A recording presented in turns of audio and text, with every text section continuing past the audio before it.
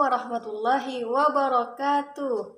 Perkenalkan, nama saya Indra Fitri dengan NIM 12118017 dari Prodi Tadris Matematika 3A Institut Agama Islam Negeri Pontianak. Nah, pada kesempatan kali ini saya akan mempresentasikan rancangan pelaksanaan pembelajaran yang saya miliki untuk mata pelajaran matematika satuan pendidikannya SMP untuk kelas 9 semester 1 dengan alokasi waktu yaitu 60 menit. Yang mana untuk kompetensi dasarnya ini saya memuat 2 poin, yaitu titik poin ketiga, memahami menerapkan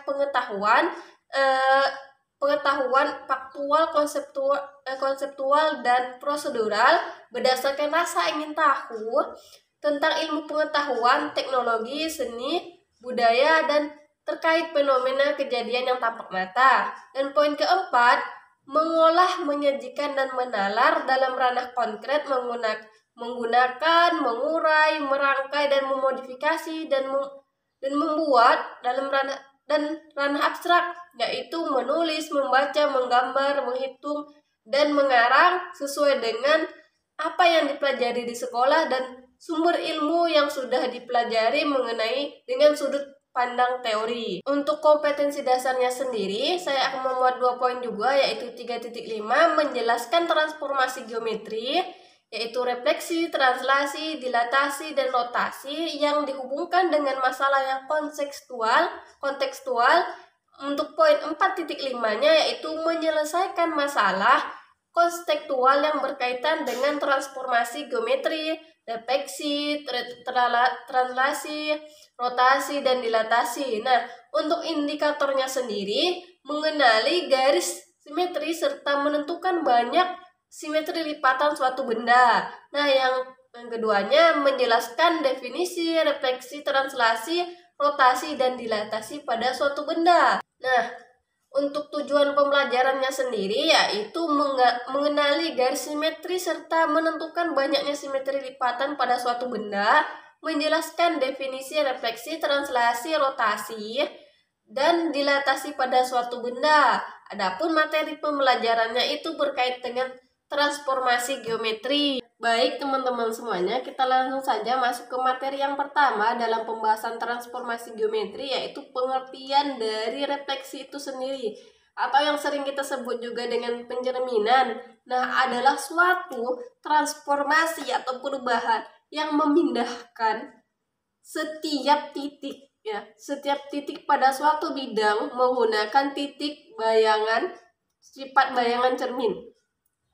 Jadi pada pembahasan refleksi ini kita ibaratnya adalah bercermin, yang mana ketika kita memindahkan suatu titik maka itu akan ada di titik seberangnya sebagaimana kita bercermin.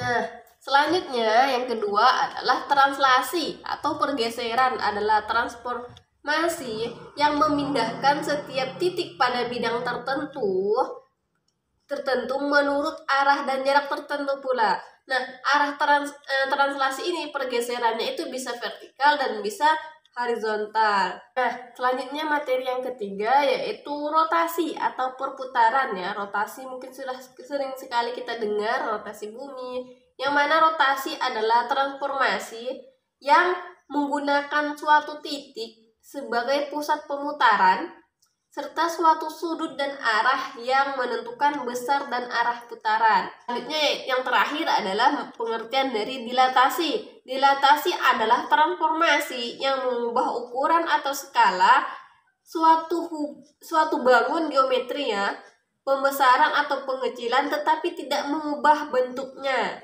Jadi ini adalah mengubah ukuran skala namun tidak mengubah pembesaran atau pengecilan dari bangunan tersebut. Baik, sampai di sini untuk pengertian dari transformasi geometri yang ada 4, yaitu refleksi yaitu terus translasi, ada dilatasi, dan ada yang terakhir adalah rotasi ya, perputaran. Nah, untuk menambah wawasan teman-teman semuanya, silakan teman-teman mencari informasi mengenai transformasi geometri.